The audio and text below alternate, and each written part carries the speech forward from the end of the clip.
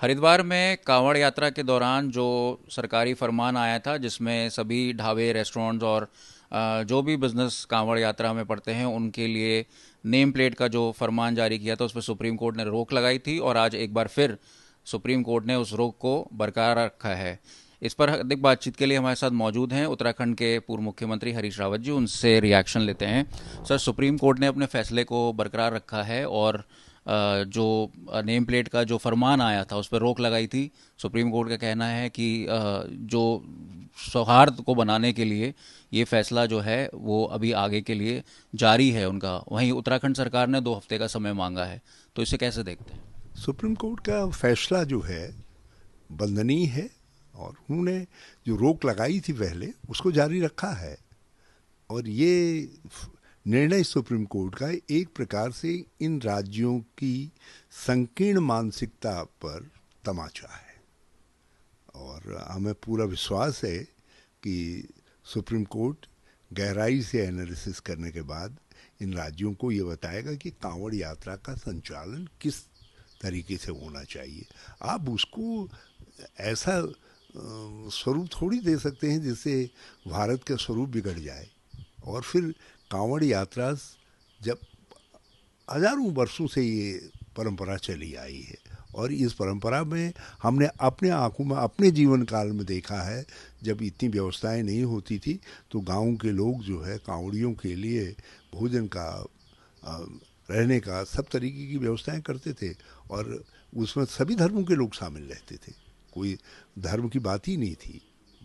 और हाल हाल में भी के वर्षों में भी मैंने देखा कि हरिद्वार में भी कांवड़ वालों को जो है फल लेने का काम, उनको जूस इत्यादि पिलाने का काम जो है हमारे मुस्लिम भाई भी आगे आकर के करते थे।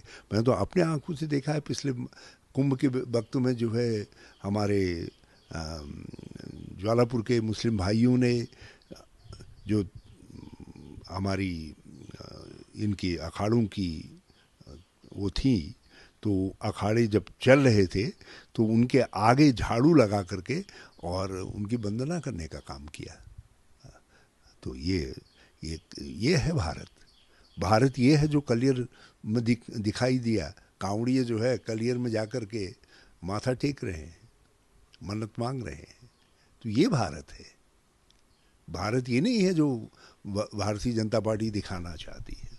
आज एक और फैसला आया है जिसपे कैबिनेट मंत्री सतपाल महाराज ने भी बयान दिया है। जो कांवड़ यात्रा के रास्ते में पड़ने वाले मजार और मस्जिद को हरे पर्दे से ढक दिया जा रहा है। बस ये तो सत्यानाशकारी निर्णय है और संकीर्णता, हमारे उत्तराखंड के नाम को खराब करने वाला निर्णय है। ऐसी बेहूदगी कोई सोच सकता है? मुझे तो आश्चर्य हो रहा है। और किसने रास्ते में, कांवड़ के रास्ते में देवस्थल होंगे। अब आप कोई मस्जिद में जाकर के पूजा करता है, कोई मंदिर में जाकर के पूजा करता है, करते तो देवता की ही पूजा है ना। कैबिनेट मंत्री सतपाल महाराज ने कहा है कि धार्मिक भावनाएं आहत ना हो, इसके लिए ऐसा फैसला लिया गया ताकि सुचारू रूप से चलती रहे। हमारा हिंदू धर्म इतना संकीर्ण हो गया कि मुस्लिम धर्म के या किसी दूसरे धर्म के देवस्थलों को देखने से जो है वो संकुचित हो जाए। इतनी छुई मुई हो गए हम, इतनी संकीर्णता हम में आ गई है। ये निर्णय बहुत ही दर्दनाक है।